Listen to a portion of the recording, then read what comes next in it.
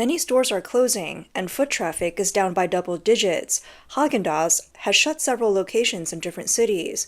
On social media, there have been reports from cities like Nanchang, Taiyuan, Beijing, and Nanjing about Haagen-Dazs stores closing. The oldest Haagen-Dazs store in Nanchang has already been replaced by Naixue.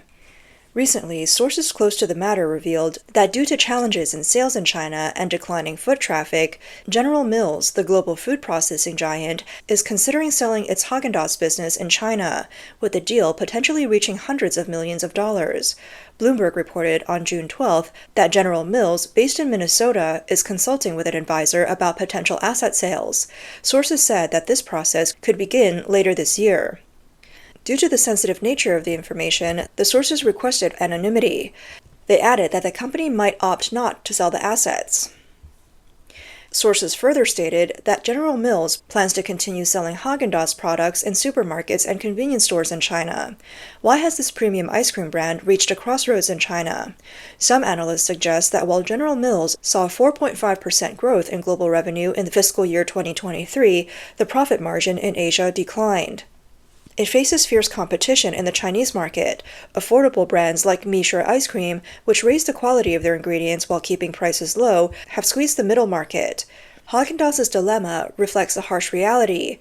When the value for money revolution in the consumer market collides with foreign brands' path dependence, what was once considered the Hermes of ice cream is now becoming an asset in need of replacement.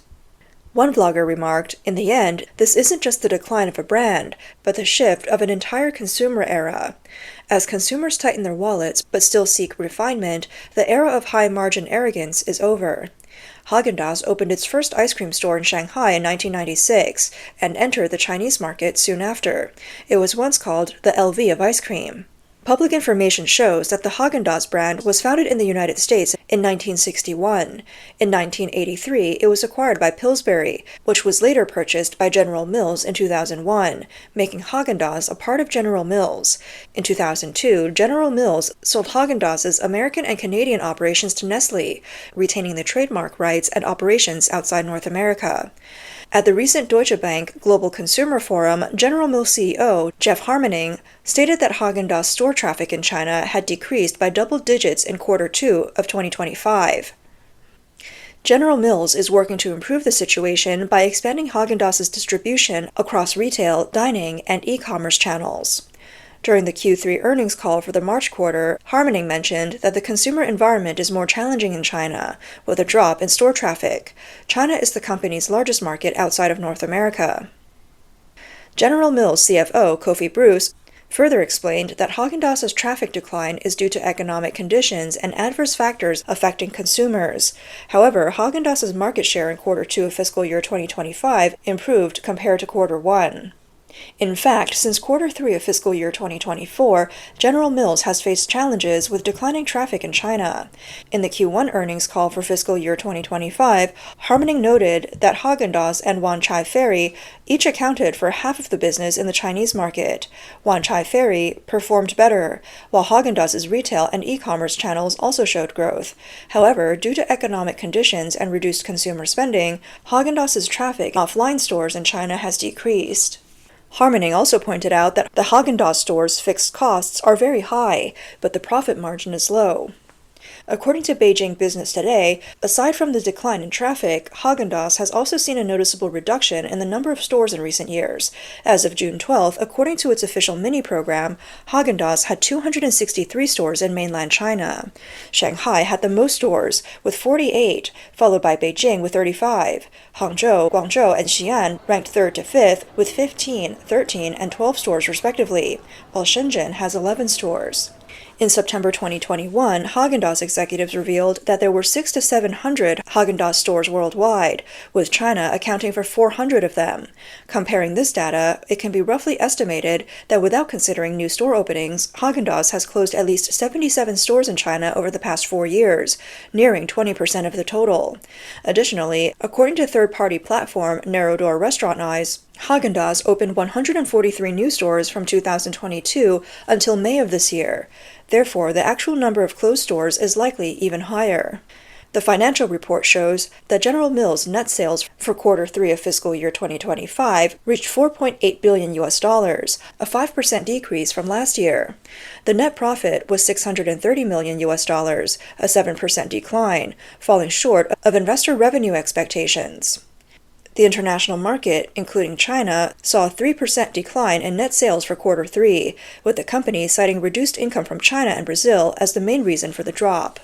Although General Mills has not yet finalized the sale of Haagen-Dazs ice cream stores, the company has previously sold other business units. In 2019, General Mills sold its Yoplait yogurt business in China to Tianchuo Investment. In its statement at the time, General Mills said that the decision was based on changes in their competitive strategy in the Chinese yogurt market. Since the end of the pandemic lockdowns, China's economy has continued to stagnate, with the real estate crisis unresolved, high youth unemployment, consumers tightening their wallets, and businesses stuck in price wars. According to data from Narrow Door Restaurant Eyes, the average transaction value for Haagen-Dazs stores in China is 58.4 RMB. In comparison, the basic Mishra ice cream costs only 2 RMB, with sundaes priced under 10 RMB. In fact, the domestic ice cream market in mainland China is also shrinking. In 2024, Yili's frozen beverage revenue dropped 18.4% to 8.7 billion RMB. At the same time, Mengniu's ice cream revenue fell 14.1% to 5.2 billion RMB. In quarter 1 of fiscal year 2025, Yili's frozen beverage revenue continued to decline. In this ongoing economic downturn, in addition to Haagen-Dazs, other international food brands reassessing their business in China include Burger King and Starbucks. On June 12th, Burger King China announced it would close some underperforming stores. This adjustment is expected to lead to a reduction in the total number of Burger King outlets in mainland China by 2025. During the quarter 1 earnings call, Burger King's parent company, RBI Group, mentioned that Burger King China plans to close some unprofitable restaurants in the next 12 months, with the closure criteria being stores with average annual sales of less than $300,000. Since 2023, Burger King China has failed to meet its store expansion targets for 2 consecutive years. Burger King had attempted to implement a low-price strategy, but the short-term results were not as expected. According to a report from 21st Century Business Herald, the ups and downs in China's restaurant industry have intensified over the past year.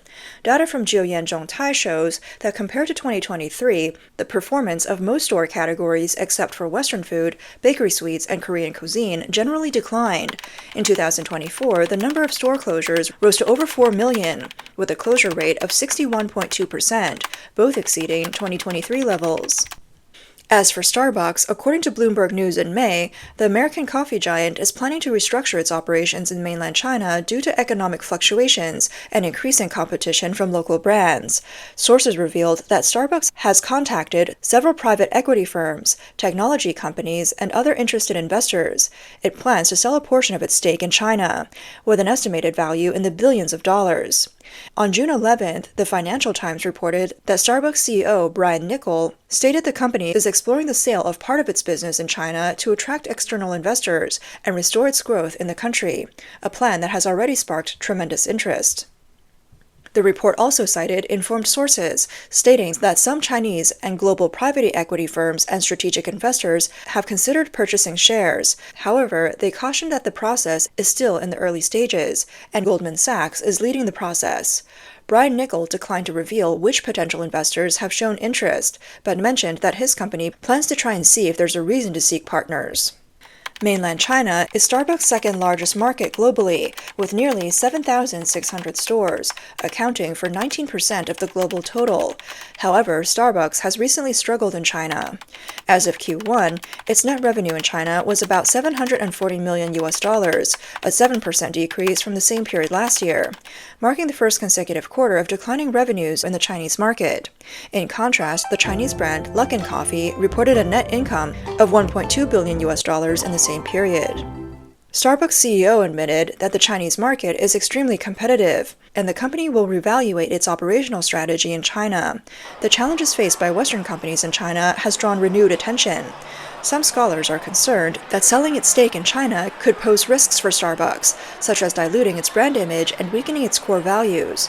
Other analysts believe that Starbucks' current challenges also reflect the common issues faced by multinational consumer brands in the Chinese market, where they must contend with economic fluctuations and fierce competition from local brands. Business professor Xie Tian from the University of South Carolina said that the operating environment has always been difficult, and for Starbucks, the best approach may be to maintain its brand either by closing stores or selling to another company.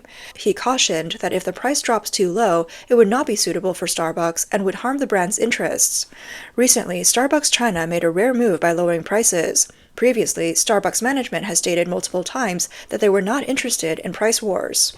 In recent years, the sharp decline in China's economy and the rise of local coffee brands have created competitive pressure, resulting in difficulties for Starbucks operations in China. The domestic brand Luckin Coffee has surpassed Starbucks by relying on a price war strategy. Xie Tian pointed out that the overall deterioration of the product environment is the reason behind Starbucks' decision to lower prices. U.S.-based economist Li Hengqing believes that the most common form of competition in China is what they call involution, or vicious competition. In other words, price wars. Recently, Starbucks' biggest competitor in China is Luckin Coffee, which offers prices about 30% lower than Starbucks. This type of competition, especially in the service and food sectors, is common in China. In reality, both local Chinese coffee brands and Starbucks are caught in competition, and the key factor behind it is the shrinking consumer market caused by the lack of money in Chinese people's pockets. On June 9th, China's Consumer Price Index and Producer Price Index were released, showing that data's consumer deflation has lasted for the fourth consecutive month, with the largest drop in the PPI in nearly 2 years. The consumption growth during the 2 national holidays was not enough to offset the weakening domestic demand. Economists say that China's deflationary pressures show no sign of easing. Last week, economists led by Xing Ziqiang from Morgan Stanley stated that they believe China's deflation is worsening, not improving. Economists warned that due to slowing imports and low consumer willingness, China's economic growth may slow significantly in the second half of the year. Under severe economic stagnation, people are unable to earn money and naturally keep their wallets shut. Whether it's ice cream, coffee, or other daily necessities, people are choosing lower price and even lower price options. A resident in Beijing said, "I'll drink the cheaper one. If you want something quick or cheap, a cup of coffee to wake you up for 9.9 yuan is still a good choice." According to a report from China Economic Net on June 4th, milk tea, American coffee, and fruit tea, all priced under 3 yuan, are now being offered through subsidies on major food delivery platforms. Some netizens lamented, "There's no lowest, only lower." On the same day, Qilu Yijian reported that many consumers have enjoyed similarly low prices. Some consumers mentioned buying a Kuti American coffee for just 1.01 yuan after applying discounts. This also reflects that with a worsening economy, more and more Chinese people are choosing to downgrade their consumption. According to a survey released by Hakuhodo Life and Research, at the beginning of the year, 80% of Chinese consumers believe they have entered a state of consumption downgrade. The average score for consumer willingness in 2024 was 67.3 points out of 100, which is lower than the 74 points before the pandemic. The study, conducted in collaboration with the Advertising School of China University of Media, surveyed 3,000 Chinese residents aged 20 to 59. In a survey of 400 consumers aged 20 to 50, 42% of respondents reported that their spending in 2024 had decreased compared to the previous year. The most common reason for reduced spending was a decline in personal or household income or assets, a reason cited by 59% of respondents. Additionally, 47% of respondents indicated that they were influenced by the consumption habits of people around them. In this era of consumption downgrades, the topic of extreme low consumption has resonated with Chinese netizens. Extreme low consumption refers to a consumer phenomenon that emerged after the economic downturn in China, especially among the younger generation, and more notably in large cities. People are cutting back on spending across various sectors, from dining and daily necessities to entertainment. Consumers are now more focused on value for money and are refusing to pay a premium for brands. For example, a white-collar worker earning 30,000 RMB a month is opting for a 12 RMB lunchbox. Office workers in Beijing's financial district are bringing their own lunch. Middle-class families are significantly reducing their travel budgets, with searches for 98 RMB discount flights surging by 400%. The 4 RMB pure tea series from Haiti sold out 300,000 cups. The public account, Gyre Vision, illustrates this trend, sharing an example from a financial company meeting room in Beijing's Guomao district. Li Wei, a 28-year-old investment consultant earning a monthly salary of 21,000 RMB, demonstrated to colleagues how to make 3 dishes and a soup for just 15 RMB. Her spending record showed an average monthly consumption of 3,124 RMB. This silent consumption revolution is reshaping every detail of urban life. In a Family Mart store in Shanghai's Hongqiao business district, sales of a 39 RMB lunch set dropped by 27% year-on-year, while the frequency of restocking microwave food shelves increased to 3 times a day. Shanghai white-collar workers have started viewing bringing lunch as a new form of social currency. Every lunchtime on Financial Street, a line forms behind the microwave. People who live paycheck to paycheck have also started to save money.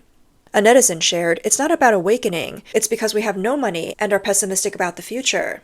I used to buy full-size skincare products. Now I only buy samples. I barely buy clothes anymore, and I've stopped snacking and only buy vegetables and fruits. I don't go to the gym anymore. Instead, I jog on the streets." A netizen from Zhejiang shared, "I cook the seasoning packet from the instant noodles once and I don't throw it away. I add more noodles to it. 1 packet can be used for 3 servings. He even predicted, "Chinese people can't stop comparing. After consumption shrinks, they'll start comparing who's poorer." With the rise of extreme low consumption in China, international brands like Haagen-Dazs and Starbucks may have no choice but to exit the Chinese market. Although the details of these companies' sales have not been fully clarified, their exit from China seems increasingly likely.